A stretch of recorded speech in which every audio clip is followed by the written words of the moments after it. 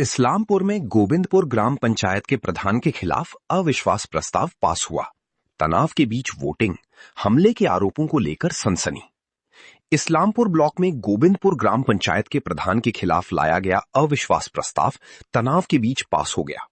बुधवार को अविश्वास प्रस्ताव को लेकर ग्राम पंचायत परिसर में काफी तनाव का माहौल था। अविश्वास प्रस्ताव की मीटिंग शुरू होने से पहले ही प्रधान गुट के समर्थकों पर नाराज पंचायत सदस्यों पर हमला करने का आरोप लगा। इस घटना से इलाके में तनाव फैल गई। हालांकि प्रधान गुट के सदस्यों ने हमले के आरोपों से पूरी तरह इनकार किया। फिर कड़ी सुरक्षा के बीच अविश्वास प्रस्ताव पर वोटिंग शुरू हुई। वोटिंग में ज्यादातर सदस्यों ने अविश्वास प्रस्ताव का समर्थन किया और इसे पास कर दिया गया। अविश्वास प्रस्ताव पास होने के बाद राजनीतिक गलियारों में तीखी चर्चा शुरू हो गई। अब सबकी नजरें इस बात पर हैं कि गोविंदपुर ग्राम पंचायत का अगला प्रधान कौन होगा। তো মেম্বারদের সাথে সবার সঙ্গে দেখা কেউ এরকম কিছু বলো না আমাদেরকে, এরকম অভিযোগ করে তার সব ভিত্তিহীন অভিযোগ, এরকম কিছু। আপনার নামও বলছে, আপনি ছিলেন সেখানে? তা আমি ওখানে ছিলাম, তো এখানে কি করে আসলাম? তো আমি কটা দিয়ে ঘটনা ঘটেছে?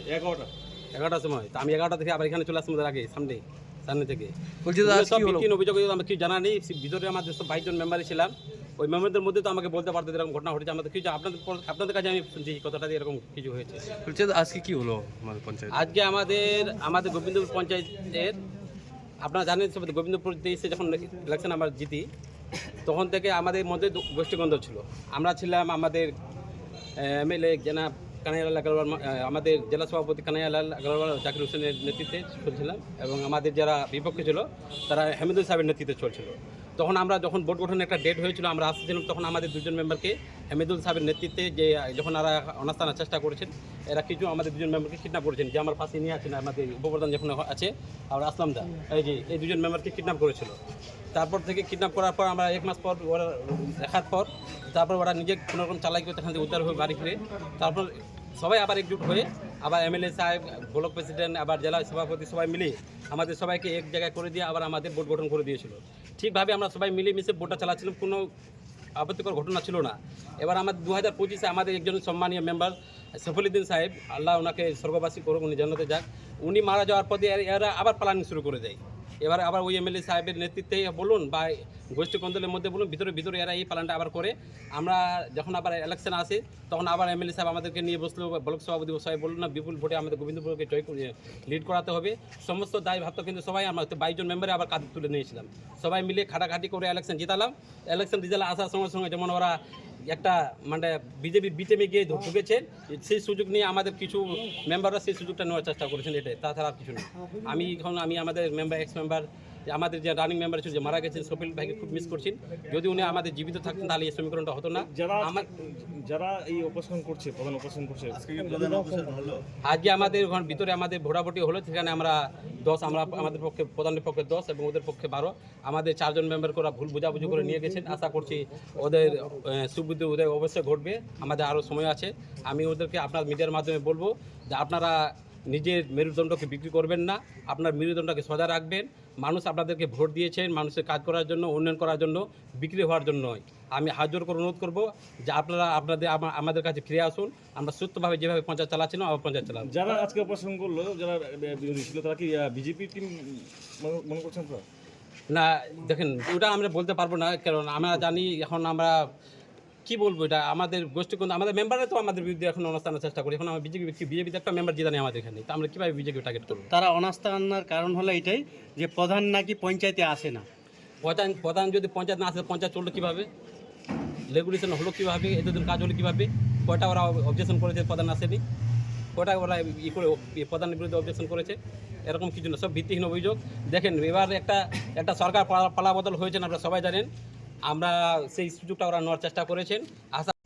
ঘটনা ঘটেছিল, আমরা তো শিলিগুড়িতে ছিলাম। শিলিগুড়িতে আসার সময় টোল ট্যাক্সে আমাদের 2টা মেম্বারকে ওরা মারধর করে নামাই নিতে যাচ্ছিলো আর কি। কিন্তু আমরা বেশি লোক ছিলাম, ওরা 10-12 জন ছিল, আমরা 25-30 জন ছিলাম।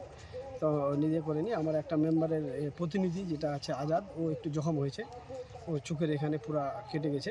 আর একটা আমাদের খারিপাড়ার মেম্বারের প্রতিনিধি জুলফুকার, ওর জখম হয়েছে। কিন্তু যাই হোক, যেভাবে হোক ওরা অনেক চেষ্টা করেছিল, কিন্তু আমরা ওখান থেকে বেঁচে পঞ্চায়েত এখন এসছি। ওরা কারা? ওই যে অ্যাগেস্টে যারা এগেস্টে আমরা এখন অপসারণ করছি।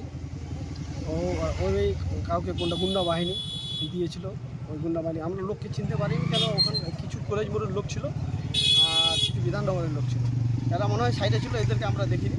কিন্তু এদের হয়ে আমাদের মেম্বারের নাম ধরে ফটো দেখে নামাতে যাচ্ছিল, কিন্তু আমরা বেশি ছিলাম, পার্সেন্টেজ নামাতে পারিনি। অনেক জখম করেছে, মারপিট করেছে আমাদের মেম্বারকে। আজ পঞ্চায়েত নেতৃত্বে হচ্ছে, আজ পঞ্চায়েতে কি হচ্ছে? পঞ্চায়েতে ওই বিডিও অফিসের তরফ থেকে আমাদেরকে 12 তারিখের 12:30টার সময় আসার জন্য অপসারণ আজকে যে হচ্ছে, এটার জন্য আমাদের মেম্বারগুলো এখন ঢুকেছে, সবগুলো এখন ওটাই ভিতরে কী হচ্ছে না হচ্ছে এখন বের হবে, তারপরে বোঝা যাবে। কি কারণে এই পঞ্চায়েতে অনাস্থা আপনাদের?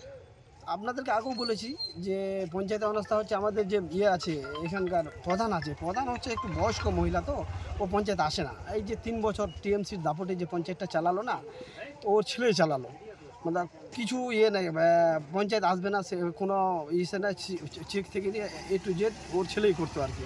তো মেম্বারগুলোকে, আমাদের কিছু মেম্বার ছিল, এদেরকে কাজকর্মও দেয়নি।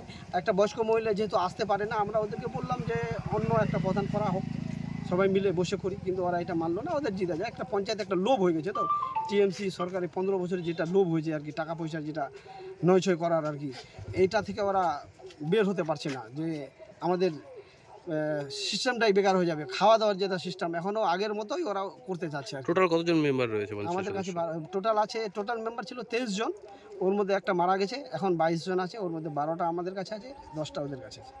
আপনার নাম? এমডি জুবের। প্রধান এবার কোন দলের হচ্ছে? প্রধান দলের কথা দাদা, আমরা তো সবাই এখানে গোবিন্দপুর পঞ্চায়েতে আমাদের নির্দলে সবাই জিতেছি, তো এখন আমরা টিএমসিতে কমপক্ষে নাই, টিএমসি হয়ে আমরা প্রধান গঠন করছি না, কিন্তু বাকি প্রধানটা হোক, তারপর আমরা কার কি করব না করব পরে। না, নির্বাচনের সময় তো এখানে সবাই নির্দলই ছিল, কারণ বলা হয়েছিল যারা জিতে আসবে তারা তৃণমূল হবে। হ্যাঁ, যা জিতে তৃণমূলে, ওরা টিএমসি সরকার ছিল, টিএমসি হয়ে আমরা ছিলাম তখন।